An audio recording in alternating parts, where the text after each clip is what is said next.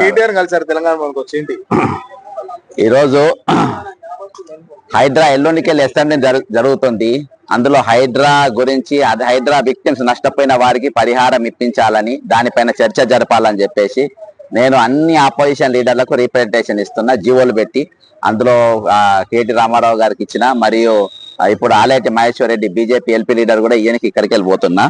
ముఖ్యంగా 2 జీవోలు తెలంగాణ ఏర్పడ్డ తర్వాత ఒకటి రెవెన్యూ చట్టం ఇచ్చిండ్రు. ఈ రెవెన్యూ చట్టంలా నీట్గా ఇక్కడ ఇవి చెరువులు కుంటలు వాడొచ్చు కానీ అని పెట్టిండ్రు. కానీ అని ఎందుకు పెట్టినంటే రేపటి దినాన రేవంత్ రెడ్డి అంటోడు లేకుంటే రంగనాథ్ అంటోడు రావచ్చు, అప్పుడు కూలగొట్టవచ్చు అని ఎక్సెప్టింగ్ అని పెట్టి ఎవరైతే లీగల్ గా ఉంటుండ్రో వాళ్ళని ముట్టుకోనికి లేదని అన్నారు. సేమ్ ఇరిగేషన్ ఇవన్నీ జీవోలు ఇప్పుడు ఇవ్వడం జరిగింది. అంతేకాకుండా మరి ఇరిగేషన్ చట్టంలో కూడా మరి ల్యాండ్ ఎక్వేషన్ మీరు భూములు కింద తీసుకోవాలంటే ల్యాండ్ ఎక్వేషన్ ప్రొవైడెడ్ మీరు తీసుకోవచ్చు, కానీ the compensation in case of acquired occupancy right being so extinguished shall be paid under the Land Acquisition Act. ఈ 2 లాలు కూడా ఎక్కడ కూడా చదవకుండా దీన్ని పాటించకుండా ఈ రోజు ప్రభుత్వం ఇష్టానుసారం గులగొట్టింది. కాబట్టి ఎవరైతే ఇప్పుడు ఇయాటి వరకు కూడా రంగనాథ్ ఇల్లు బాజాప్తా నేను అక్కడ ఉందని చెప్పి ఏది బఫర్ జోన్ లో ఉందని ఇయాటి వరకు ఆయన ఒప్పుకుంటలేరు, కానీ వితండవాదం చేస్తా ఉండు. ఒప్పుకునే ధైర్యం ఆయనకు లేదు. సరే ఏదేమైనప్పటికీ ఇప్పుడు నష్టపోయిన వాళ్ళకి మాత్రం వెంటనే వాళ్ళ ల్యాండ్ ఎక్వేషన్ కింద వాళ్ళకి నష్టపరిహారం చెల్లించాలని చెప్పి అన్ని పార్టీలు ఎల్లుండి చర్చ జరపాలని చెప్పేసి ఒక హేతుబద్ధమైన చర్చ లేకుండా ఈరోజు చేసిండ్రు. ఇంకోటి రాష్ట్రంలో దాదాపు 500 చెరువులకు ఇయాల్టికి ఎఫ్టీఎల్ నిర్ధారించలే. దాదాపు 500 చెరువులకు ఇయాల్టి వరకు ఎఫ్టీఎల్ నిర్ధారించకుండా ఇది ఎఫ్టీఎల్లో ఉన్నది బఫర్ జోన్ లో ఉందని మీరు ఏ విధంగా చెప్తారు? నాది లేదని చెప్పే కదా ఈరోజు తిరుపతి రెడ్డి దాపింది, నాది లేదని చెప్పే కదా ఇప్పటికి ఈయన వాదిస్తుండు. కాబట్టి ఇవన్నీ కూడా దాని హద్దులు సరిహద్దులు ఎఫ్టీఎల్ బఫర్ జోన్లు ఈ రోజు దాని యొక్క ఎక్కడున్న దాన్ని తేల్చకుండా ఈ రోజు అక్రమంగా గులగొట్టిర్రు. ఈ రోజు చాలా మంది ఈ రోజు బిలో పావర్టీ లైన్ తీసుకొచ్చిండ్రు. మేము ఎందుకు ఈఎంఐలు కడుతున్నామో తెలియకుండా కూలిపోయిన ఇళ్లకు ఈఎంఐలు కడుతుండ్రు. కాబట్టి నేను ఒకటే తెలుసుకుంటా, రేపు ఆపోజిషన్ లీడర్స్ అందరూ కూడా ఎల్లుండి ఒక ప్రణాళిక లేకుండా ఈ రోజు నిర్దాక్షిణంగా పేద మధ్య తరగతి కుటుంబాల ఇళ్లను ఈరోజు ధ్వంసం చేసింది. కాబట్టి చర్చ జరపాలి, అందులో వీళ్ళ నష్టపరిహారం కేటాయించాలి. అంతేకాకుండా రంగనాథ్ ఇల్లు పైన కూడా అది బఫర్ జోన్ లో ఉందనే దాని మీద ఒక చర్చ జరగాలి. అవసరమైతే కమిటీ చేసి ఆ చెరువులో ఉందా లేదా.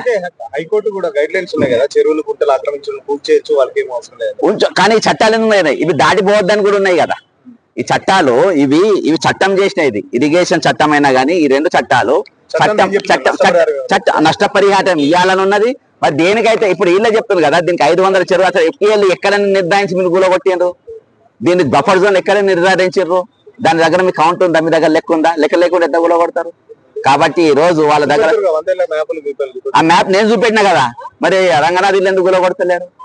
ఈ రోజు వాళ్ళ ఇల్లు ఎందుకు, వారి తిరుపతి రెడ్డి ఇల్లు ఎందుకు గులగొడతలేరు? ఈ రోజు వాళ్ళ ఒక టార్గెట్ ప్రకారం ఎవరిని చేయాలో ఎవరిని గులగొట్టాలో ఒక టార్గెట్ ప్రకారం చేసుకుంటుండ్రు. కొన్ని ఫార్మా కంపెనీలు బిల్డర్ భయపెట్టించి వాళ్ళ దగ్గర వసూళ్ల దందా చేసిండ్రు.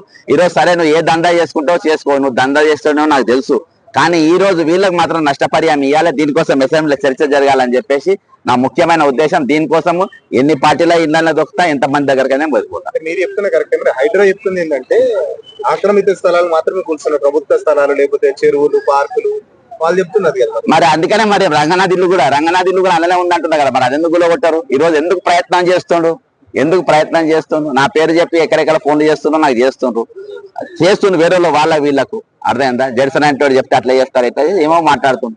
కాబట్టి ఈ రోజు ఏమున్నా కానీ ఎవరికి ఆయనకంత సీన్ లేదు. ఆయన రూల్ ప్రకారం పనిచేస్తారు. సిన్సియర్ ఆఫీసర్ కాదని తేలిపోయింది.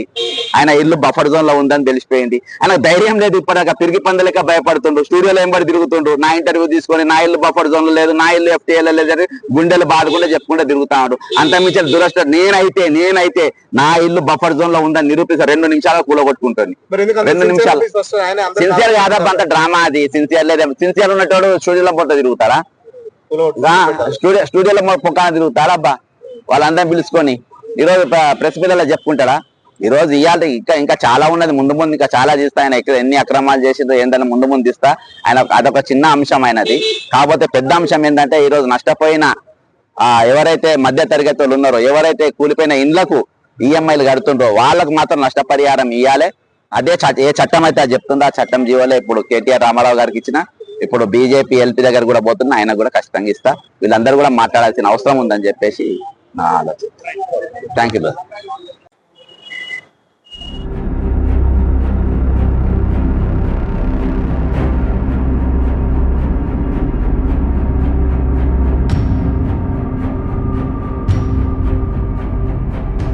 అందరికి నమస్కారం.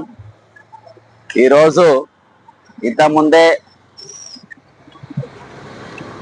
TRS LP leader working president అయినటువంటి కల్వకుంట్ల తారక రామారావు గారిని మరి తెలంగాణ భవన్లో కలవడం జరిగింది. అంతేకాకుండా మరి BJP LP leader Maheshwar Reddy గారికి కూడా మరి సేమ్ అదే రిప్రజెంటేషన్ ఇవ్వడం జరిగింది. ముఖ్యంగా ఏంటంటే హైదరాబాద్ బాధితులకు వాళ్ళు ఎటువంటి నియమ నిబంధనలు లేకుండా ఈరోజు గవర్నర్ ఒక ఆర్డినెన్స్ అడ్డం పెట్టుకొని ఈరోజు మున్సిపల్ చట్టాన్ని మరియు రెవెన్యూ చట్టాన్ని, పంచాయతీరాజ్ చట్టాన్ని, ఇరిగేషన్ చట్టాన్ని వీటన్నిటి కూడా అధిగమించి దాన్ని బుల్డోజ్ చేసి ఈరోజు హైడ్రా అనేది మరి హైదరాబాద్ లా చుట్టుపక్కల ప్రాంతాలున్న ఇండ్లు మొత్తం కూలగొట్టింది. ఒక ఇల్లు అనేది ఒక మధ్యతరగతి కుటుంబానికి వాళ్ళ జీవిత కాలంలో పెట్టుకున్నట్టు ఒక ఆశయం ఉంటది. ఒక ఇంటికి ఒక పెళ్లి చేయాలి, ఇల్లు కట్టాలి అనేది, పెళ్లి చేసి చూడు, ఇల్లు కట్టి చూడు అనేది ఒక సామెత ఉండే. ఆ సామెతలా వాళ్ళు ఒక సామెత నెరవేర్చి అటు ఇటు చేసి ఒక ఇల్లు కట్టుకొని వాళ్ళ ఇంట్లో ఉన్న తరుణంలో అందులో కనీసం గిన్నెలు తీసుకునే టైం ఇవ్వలేదు. అన్నం తింటుంటే అన్నం మీదకెళ్ళి పక్కనకెళ్ళి లేపి బుల్డోజర్లతో వాళ్ళ ఇల్లు దొక్కించిన పరిస్థితి. మరి వాళ్ళు బయటకు వచ్చిన తర్వాత వాళ్ళ పరిస్థితి ఏమైంది? మరి వాళ్ళు ఎక్కడ పడుకున్నారు ఈ రోజు రాత్రి? అసలు వాళ్ళు ఈ భారతదేశ పౌరుల లెక్క కూడా చూడలే, ఈ తెలంగాణ పౌరుల లెక్క చూడలే. వాళ్ళు ఎవరో శత్రువుల లెక్క ఈ రోజు చూసిన పరిస్థితి.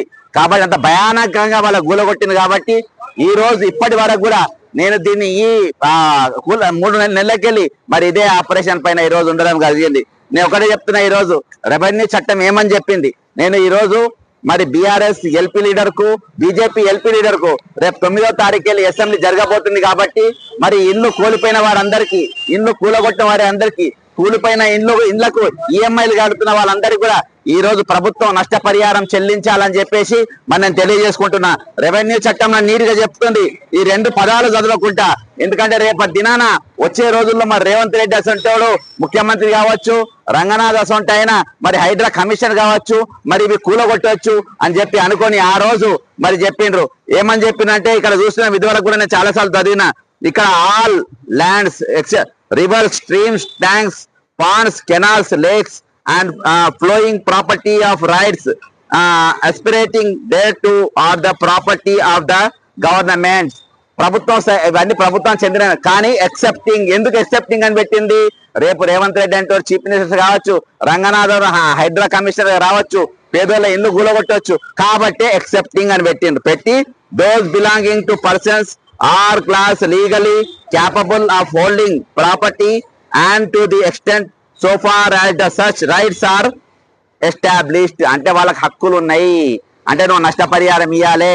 అదే విధంగా ఇరిగేషన్ చట్టం ఏం చెప్పింది? ఇవన్నీ చట్టాలు పెట్టి నేను ఇరిగేషన్ చట్టం కూడా ఈరోజు ల్యాండ్ ఎక్వేషన్ యాక్ట్ తోని మీరు ప్రొవైడెడ్, అంటే మీరు ఇవి మీయే కానీ provided that compensation in case of acquired occupancy right being so extinguished shall be paid under the land acquisition act. నేను ఇదే అడుగుతున్నా. రేపు అసెంబ్లీలో జరగబోవాల్సిన చర్చ ఏంటంటే, హైడ్రా బాధితుల తరపున జరగాలి. దాదాపు కొన్ని లక్షల మందిని నిరాశ్రయం చేసిండ్రు, లక్షల మందిని రోడ్ల పాలు చేసిండ్రు, లక్షల మందిని రోడ్ల మీద వేసిండ్రు. కాబట్టి ఈ రోజు వాళ్ళందరూ కూడా నష్టపరిహారం ఇవ్వాలని చెప్పేసి ఈ చట్టం చెప్పింది. తెలంగాణ రెవెన్యూ చట్టం చెప్పింది, తెలంగాణ ఇరిగేషన్ చట్టం చెప్పింది. ఈ రోజు రైట్ టు ఇమేజ్మెంట్ యాక్ట్ అనేది ఒకటి ఉన్నది, ఆ యాక్ట్ కూడా చెప్పింది. కాబట్టి ఈ రోజు గవర్నర్ దగ్గర ఎక్కడ కూడా ఇల్లు కూడా కొట్టమని చెప్పలేదు, ఇల్లున్నోళ్ళ ఇండ్ల దగ్గర బయట దాని స్ట్రక్చర్స్ కూలగొట్టమన్నారు, కానీ ఇంట్లో కూలగొట్టమని చెప్పలేదు. దీని మీద అసెంబ్లీలో చర్చ జరగలేదు. చర్చ జరగకుండానే ఈ రోజు గవర్నర్ దగ్గర బిల్లు పాస్ కాకుండానే మీరు ఒక ఆర్డినెన్స్ తీసుకొచ్చి ఇంతమంది రోడ్ల పాలు చేసిండ్రు. కాబట్టి నేను మరి బీజేపీ ఎల్పీ లీడర్ గారు మహేశ్వర్ రెడ్డి గారు, మరియు అంతేకాకుండా బీఆర్ఎస్ ఎల్పీ లీడర్ కేటీఆర్ గారు, ఈ ఇద్దరు కూడా నేను రిప్రజెంట్ చేసిన వాళ్ళు రేపు అసెంబ్లీలో ప్రభుత్వాన్ని నిలదీయాలి, ప్రభుత్వంలో చర్చ జరగాలి. ఇల్లు కోల్పోయిన వారికి, ఇల్లు కూలగొట్టిన వారికి, హైడ్రా బాధితులందరికీ నష్టపరిహారం చెల్లించే విధంగా వచ్చే అసెంబ్లీ జరగాలని కోరుకుంటూ సెలవు తీసుకుంటున్నా. జై తెలంగాణ, అమర బిల్లా.